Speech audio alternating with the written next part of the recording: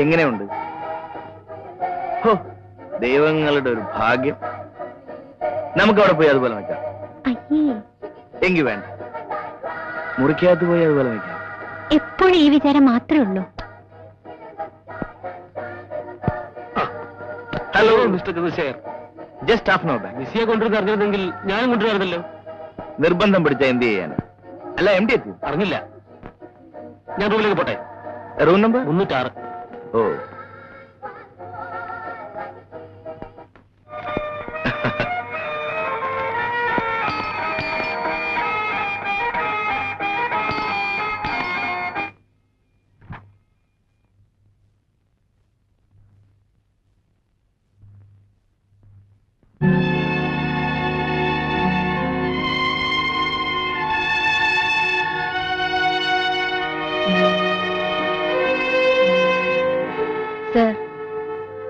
Hello.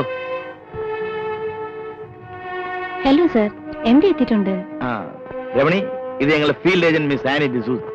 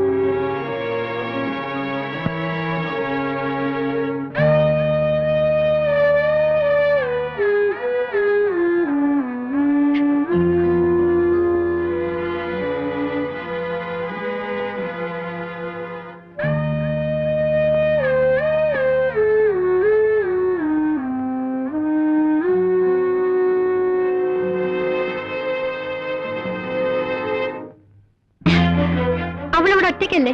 വെളുക്കുന്നവരെ അവൾക്ക് കൂട്ടി നടക്കാമായിരുന്നില്ലേ? ആരൊറ്റയ്ക്ക്? അറിയില്ല അല്ലേ? അതൊക്കെ സംസാരിക്കും. ഇത് ഹോട്ടൽ മുറിയാണ്. ഹോട്ടൽ മുറിയിൽ ഭാര്യ തനിച്ചാക്കി ഭർത്താവിനെ വ്യഭിചരിക്കാമല്ലേ? നാണം കെട്ട. നിന്നോട് മാത്രം സംസാരിച്ച് ഉറങ്ങിയും പ്രേമിച്ചും ഇരിക്കാൻ എന്നെ കിട്ടില്ല. എനിക്ക് എന്റെ വഴിയും എന്റെ ശീലങ്ങളുമുണ്ട്. എന്നെ അനുസരിച്ചില്ലെങ്കിൽ ദുഃഖിക്കേണ്ടി വരും.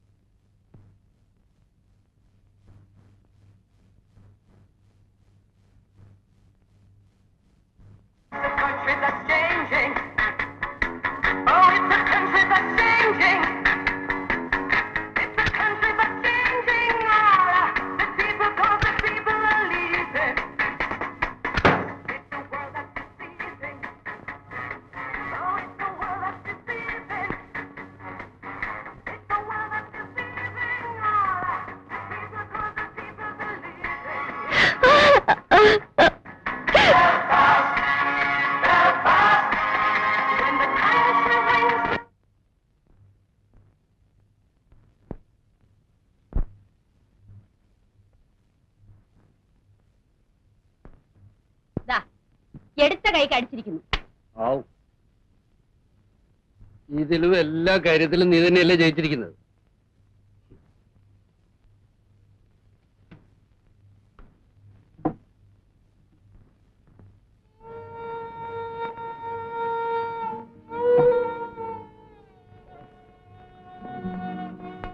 എന്താ മോളെ?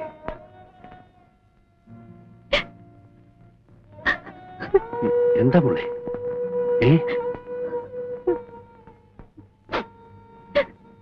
മോളെ, നിങ്ങൾക്കറിഞ്ഞൂടെ നമ്മുടെ മോളെ? ഇവൾ ചന്ദ്രനുമായി എന്തെങ്കിലും വഴക്കുണ്ടാക്കിയിരിക്കും. കുറച്ചു ദിവസമായി ഇതൊരു പതിവല്ലേ? ഇവളുടെ ഈ മട്ടും ഭാവം കണ്ടാൽ ആരാ കുറ്റപ്പെടുത്താതിരിക്കുന്നത്? ഞാനിവിടെ കഴിഞ്ഞോട്ടെ ഡാഡി. എന്റെ മോളെ, ഇത് നിന്റെ വീടല്ലേ, നീ ഇവിടെയല്ലേ കഴിയേണ്ടത് അല്ലേ?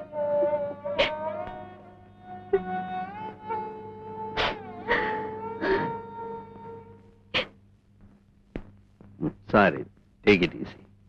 കരയാതെ വരും.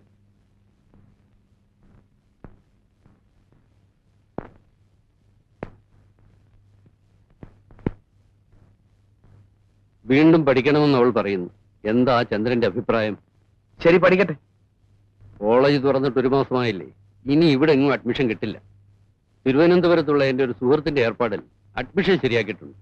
പക്ഷെ അവിടെ ആവുമ്പോ ഹോസ്റ്റലിൽ താമസിക്കേണ്ടി വരും. ശരി, ആയിക്കോട്ടെ. അല്ല, ചന്ദ്രനെ എതിര് പറയില്ലെന്ന് എനിക്കറിയാം. ഞാൻ ഉറങ്ങട്ടെ.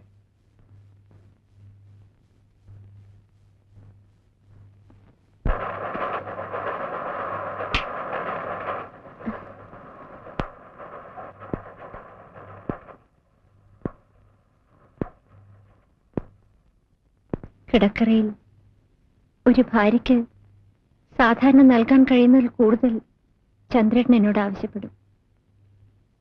ബലം പ്രയോഗിക്കുമ്പോൾ ചിലപ്പോഴൊക്കെ ഞാൻ അനുസരിക്കാറുണ്ട്. എന്നിട്ടും എനിക്ക് എതിർക്കാതിരിക്കാൻ കഴിയുന്നില്ല. ചില ആളുകൾ ഇങ്ങനെയൊക്കെയാണ്. അവര് തൃപ്തിപ്പെടാൻ ചെയ്യുന്ന പലതും ഭാര്യയുടെ ഇഷ്ടം നോക്കിയല്ല. നമ്മൾ സെക്സും അതിന്റെ സൈക്കോളജിയും പഠിക്കുന്നവരല്ലേ. കുറെ കൂടെ ബുദ്ധിപരമായി പെരുമാറിയാൽ ചിലപ്പോൾ നേരെയായിന്ന് വരും. എന്തോ എനിക്ക് ആ വിശ്വാസം തീരെയില്ല.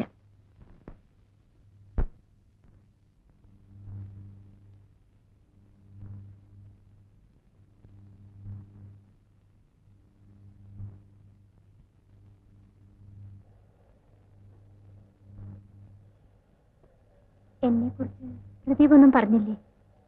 ഇല്ല, പ്രദീപിന് അങ്ങനെ ആരോടും അത്ര വലിയ താല്പര്യമൊന്നുമില്ല. പിന്നെ പ്രദീപിനെ അങ്ങോട്ട് കയറി പ്രേമിച്ച് 2-3 പേരെ എനിക്കറിയാം. അവരെല്ലാം ഇപ്പൊ കല്യാണം കഴിഞ്ഞ് കുട്ടികളുമായിട്ട് കഴിയുക. മനസ്സ് റെഡിയായില്ലേ? 8:30 വണ്ടി. ഞാനിപ്പോ വരാം, നടന്നോളൂ.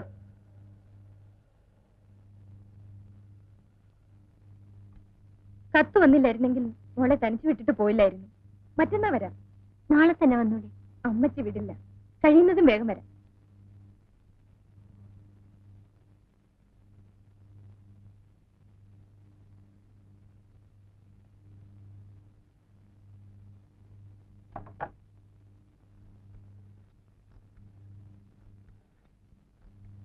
ഹലോ, 3133 പ്രദീപ് ജോണിനെ ഒന്ന് വിളിച്ചിരുന്നു.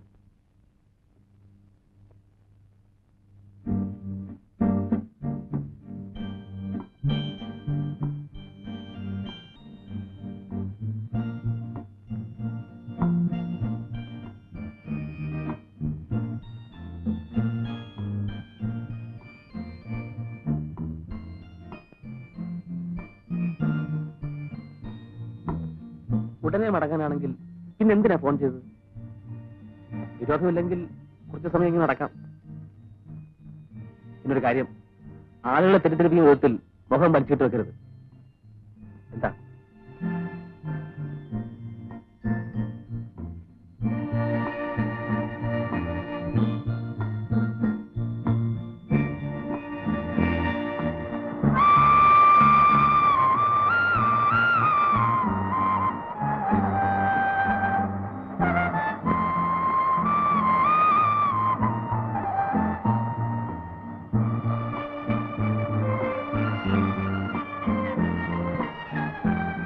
ഇതാണ് എന്റെ ആശ്രമം. ഇവിടെ മനുഷ്യരെ താമസിക്കുന്നു. അവര് താമസിക്കാത്തതാണ് എനിക്കിഷ്ടം. വരൂ.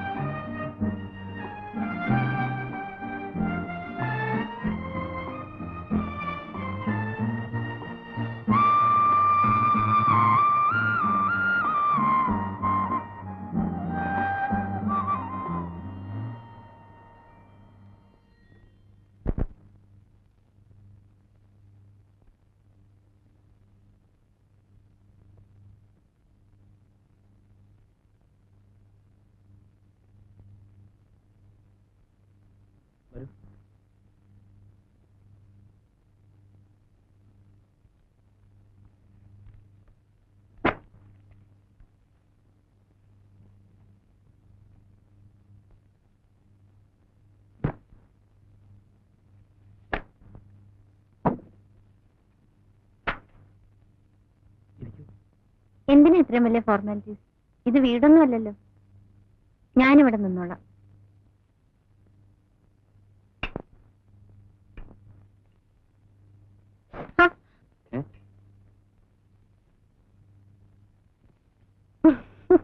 കവിയുടെ ആരാധകരായിരിക്കും ഈ ഓടുന്നത്. പാറ്റയും എലിയും പെരിച്ചാഴിയും എന്റെ രാത്രിയിലെ കൂട്ടുകാരാണ്. എത്ര നാളായി മുറിയിൽ കിടന്നിട്ട്? ആരാ ഇതൊക്കെ ഇത്ര കൃത്യമായി ഓർത്തിരിക്കുന്നത്? ഇരിക്കൂ.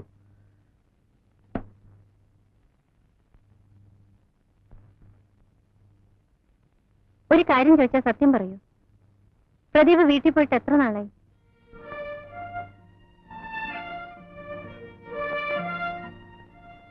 എന്താ വീടിനോട് ഇത്ര വെറുപ്പ്? ചിലർക്ക് വീടൊരു സ്വപ്നമാണ്, ചിലർക്ക് തടവറയും. വീട് എനിക്കൊന്നും ഒരു ശ്മശാനമായിരുന്നു. എനിക്ക് തിരിച്ചറിവായ നാൾ മുതൽ അച്ഛനും അമ്മയും തമ്മിൽ ശത്രുക്കളായിരുന്നു. ഒരവധിക്കാലത്ത് ഞാൻ വീട്ടിൽ ചെല്ലുമ്പോ ചോരയിൽ കുളിച്ച് ബോധവറ്റ് കിടക്കുന്ന അമ്മയെ കണ്ടു. അച്ഛനെന്നും ക്രൂരനായിരുന്നു. അമ്മയുടെ മരണശേഷം അച്ഛൻ പണം തരും, കടം വീട്ടുന്നത് പോലെ. വിവരങ്ങൾ അന്വേഷിക്കും, ഒരു യന്ത്രത്തെ പോലെ.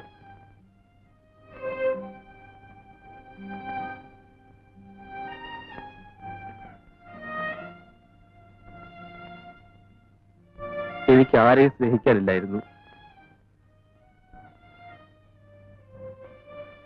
പക്ഷെ ഇന്നെനിക്കറിയാം,